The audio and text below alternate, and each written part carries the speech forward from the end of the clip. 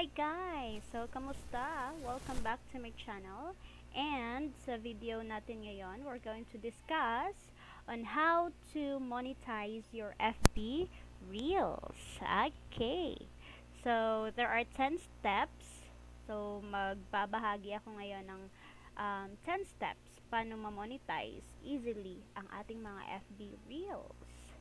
So, usually kasi sa mga fellow vlogger natin dyan, no? They just post or, yeah, nagpo-post lang sila everyday and they thought na mamamonetize sila without using these 10 steps, no?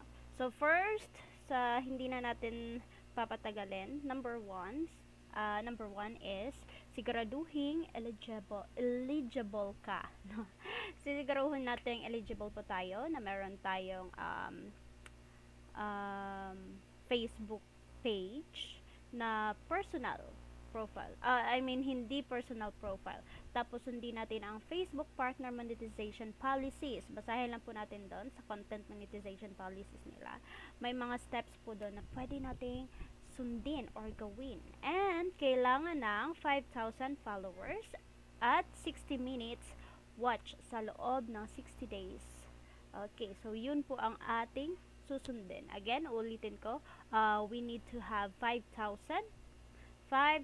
followers and 60,000 minutes na views sa loob ng 60 days. So, in 2 months, dapat meron ka ng 60,000 minutes views. And, number 2, ay dapat i-enable mo ang iyong professional mode. So, sa Facebook profile mo, kailangan mo i-enable doon ang professional mode para ma-access ang monetization tools. Next, number 3, kailangan mag-apply sa Facebook monetization program. So, wag po kayong maniwala dyan sa mga may mga videos or may mga pages na nag-offer na, kailangan mo lang magbayad ng ganito para ma-monetize ka, no? So, wag po kayong maniwala sa mga ganyan. So, andyan lang po sa ating account, no, para ma-monetize, or kailangan lang po nating mag-apply sa Facebook gamit yung account natin for monetization programs. So, pumunta ka sa Meta Creator Studio and monetization section. So, pumunta ka doon, tapos tingnan kung eligible ka para sa Reels, bonus program, or ad revenue sharing. Okay? So, pumunta ka po doon. Tapos, step number 4, mag-upload ng high quality Reels. Yan po ang pinaka-importante. So, yung high quality Reels natin, dapat original yung videos natin. So, kung pwede, iwasan po natin yung kumuha ng videos ng iba, no? So, mas malaking impact po if original video, tapos high quality po yung mga videos natin. And, gumawa ka ng engaging and original at high resolution na videos. And, iwasan po natin gumamit ng mga copyrighted content. And, dapat at least 3 seconds ang haba ng Reels para sa ads. Okay? So, remember po, 3 seconds ang haba ng Reels. At least 3 seconds. Tapos, step number 5, gamitin ang Facebook in-stream ads. Kapag eligible ka, pwede mong i-enable ang overlay ads at post loop ads sa iyong Reels. So, andyan po sa settings natin, sa pag-streams, andyan po yung mga settings para i-overlay ads at i-post loop po ang ads natin. And, step number 6, okay, mag-apply sa stars, gift, and donation. So, pwede kang makatanggap ng Facebook stars mula sa mga viewers mo, kanan, at sa mga gustong sumuporta sa content mo. Then, steps number 7, magbenta ng digital products o services. So, gumamit ka ng Reels para i-promote ang e-books or courses or coaching or printables mo, and then you will kikita ka doon. Diba? So, pwede kang kumita sa mga ganon. So, magbenta ng digital products o services.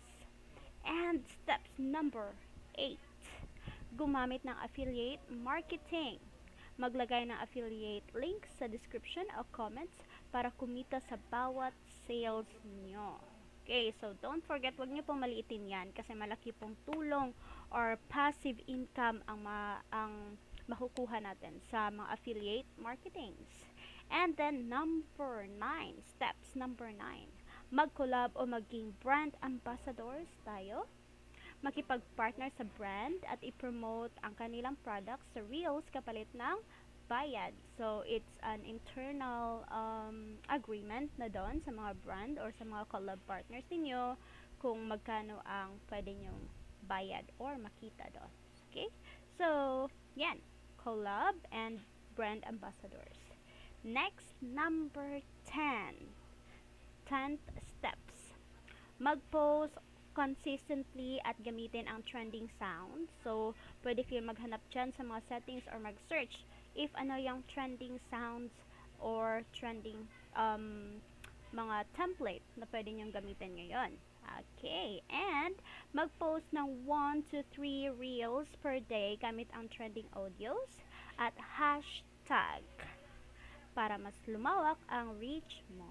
Okay, so gamit po natin yung hashtags na mga yan and mga trending na music or audios.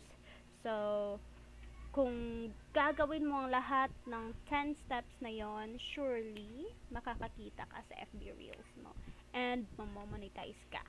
So guys, don't forget to like and subscribe my channel for more details. And bye bye. See you soon.